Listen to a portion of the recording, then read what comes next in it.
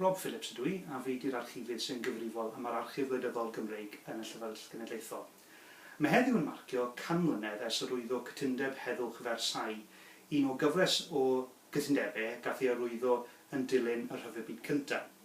Oedd y gytundeb yn un enwog a wedi cael ei beirniadu yn hallt o achos y telerau. Oedd y telerau yn cynnwys, oedd rhaid i'r Almaen derbyn cyfrifoldeb am ddechrau'r rhyfel, oedd rhaid i'r Almaen derbyn cyfyngiadau ar eu lluoedd arfog, ac oedd rhaid nhw talu iawndal o tua 280 biliwn o bunnoedd yn arian heddiw. Gafodd y trafodaethau cynnal ym Mharis, ac oedd nifer o wledydd yn bresennol yn rhan o'r trafodaethau, ond oedd y trafodaethau'n cael ei arwain gan y 4 brif gwlad yn y sefyllfa, sef Vittorio Orlando, prif weinidog yr Eidal, George Clemenceau, prif weinidog Ffrainc, Woodrow Wilson, arlywydd yr Unol Daleithiau, a David Lloyd George fel prif weinidog Prydain ac Iwerddon. O achos bod Lloyd George yna, mae gyda ni diddordeb mawr yn gynhadledd yn y Llyfrgell Genedlaethol, a nifer o gasgliadau diddorol sydd yn gweud yr hanes bwysig o safbwynt rhai o'r bobl oedd yna ar y dechrau.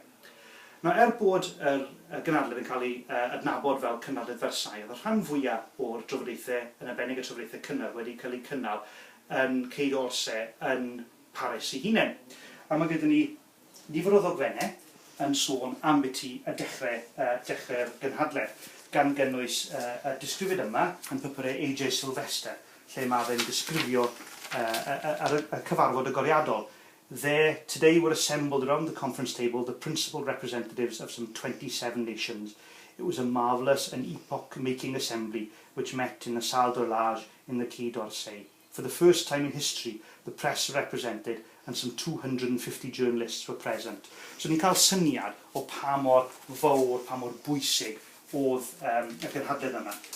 Ymhlith y dogfennau yn ei gasgliad hefyd, mae gyda ni agenda y diwrnod cyntaf sydd yn nodi bod arlywydd Ffrainc yn mynd i gyrraedd am 2:03 ar ddechrau y gynhadledd cyn wneud ei areth agoriadol. Felly, ni syniad o'r holl ddigwyddiadau, o'r holl bethau oedd yn digwydd fel rhan o'r gytundeb heddwch, rhan o'r trafodaethau. Mae yna nifer o ddogfennau diddorol eraill yn y casgliad yma, gan gynnwys dogfen cyfrinachol hwn sydd yn nodi prif amcanion Prydain fel rhan o'r trafodaethau, sydd yn nodi yn eitha clir amcanion milwrol, strict limitations on German naval strength. A mae hynny yn gweud cyfrolau yn byti beth oedd bwriad yr ymarodraeth Brydeinig fel rhan o'r trafodaethau yma. Ac i gorffen yr diwrnod cyntaf, mae gyda ni'r ffotograff diddorol yma sydd yn dangos David Lloyd George a prif weinidog Ffrainc George Clemenceau yn yr ystafell ar diwrnod cyntaf drafodaethau. Nawr, dim Lloyd George oedd yr unig un oedd wedi dod o Brydain. Oedd nifer o staff a teulu Lloyd George wedi dod gyda fe. Gan gynnwys i ysgrifennydd bersonol Francis Stevenson. A mae gyda ni cyfres diddorol o lythyron gan Francis yn ôl at ei theulu hi, yn sôn am beth oedd yn digwydd yn y gynhadledd. Yn mis Ebrill mae'n sgwennu nôl ar bapur pennawd y delegation Prydeinig, yn sôn bod gyda'i ffydd bod yr heddwch yn mynd i fod yn heddwch da ac yn gyfiawn. A mae'n gweud fan hyn, and not one that will lead to another war in 10 or 20 years' time. Mae gyda'i pryderon nes ymlaen am beth i ffordd mae'r drafodaethau'n mynd. Mae'n sôn fan hyn bod hi'n meddwl bod y Ffrancwyr yn afresymol iawn. They don't want to make peace with Germany, mae'n gweud. Ac yn ôl fan hyn, yn mis Mai, dim ond rhyw 8 wythnos cyn arwyddo y cytundeb yn derfynol, mae hi yn anghytuno gyda Lloyd George ar beth yw ar telerau y gytundeb. Mae hi'n gweud fan hyn, I think it's a just peace, stern but not vindictive. Tra bod Lloyd George yn anghytuno ac yn gweud, the PM says it is a terrible document and there has been no such treaty presented to any nation since Carthage. Mae hynny'n geiriau cryf iawn. Ond dim ond just Lloyd George oedd yn meddwl hynny. Mae'n dogfen arall yn papurau A.J. Sylvester. Mae gen ni papur cyfrinachol tro. Y tro hwn yn edrych ar telerau gynhadledd, a'r cytundeb, yn nodi much of this unrest is healthy, but we shall never make a lasting peace by attempting to restore conditions in 1914. but there is a danger that we may throw the masses of the population throughout Europe into the arms of extremists whose only idea for regenerating mankind is to utterly destroy the whole existing fabric of society.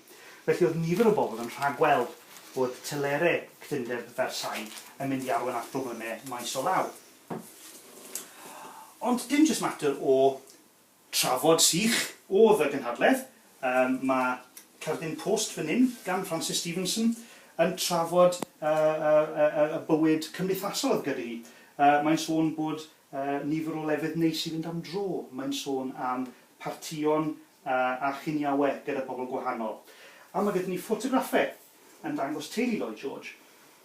Margaret ei wraig a Megan ei merch tu allan i Palace Versailles yn mwynhau ac yn cymryd rhan yn y digwyddiadau. Felly mae rhain yn dangos y teulu Lloyd George fel rhan o'r digwyddiad.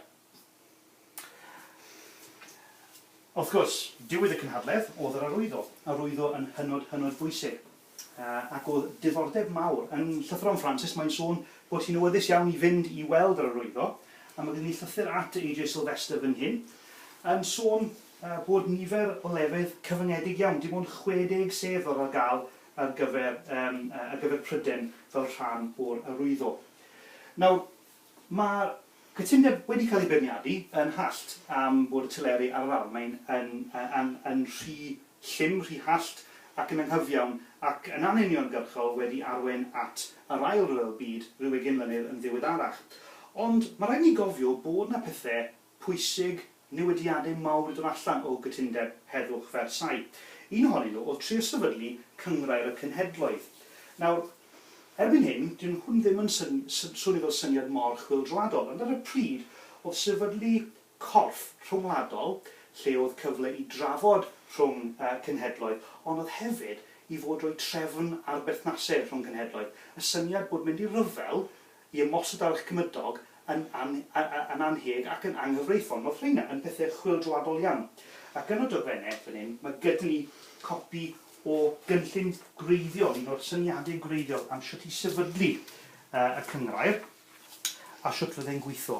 A mae hwn yn dogfen hynod bwysig, yr ymdrech cyntaf rhyngwladol mewn gwirionedd i osod rhyw fath o drefn ar perthnasau rhwng cenhedloedd. Ac oedd yna croeso mawr i ddigwyddiad yma yn ôl yng Nghymru. Enghraifft oedd Major David Davies, aelod seneddol Maldwyn, dath yn ddiweddarach yn Arglwydd Davies Llandinam, yn mynd ati i godi ymwybyddiaeth, i godi cefnogaeth i'r menter newydd, gan sefydlu fod yn un o'r prif sylfaenwyr undeb cynghrair y cenhedloedd yng Nghymru. A mae gyda ni cofnodion undeb cynghrair fan hyn yn y llyfrgell. Maen nhw'n dechrau nôl yn dilyn y rhyfel, maen nhw'n sôn am digwyddiadau, cynadleddau ac ati. Ond dwi'n dwlu ar y darn yma yn un o'r cofnodion o 1992, sef maen nhw'n sôn the Welsh Council League of Nations rejoices in the first meeting of the Permanent Court of International Justice and wishes it Godspeed in work and maintenance of peace amongst the nations of the world. Egwyddor pwysig iawn. Ac bod Cyngor Cenhedloedd wedi methu yn y cyfnod yn arwain at yr ail ryfel byd, cofiwch y tro nesaf chi'n gweld yr newyddion rhyw arweinydd milwrol neu arweinydd gwleidyddol yn cael ei lusgo i'r iseldiroedd i sefyll prawf bod yr egwyddor na wedi cael ei sefydlu camlynedd yn ôl i heddi yn Cytundeb Heddwch Versailles.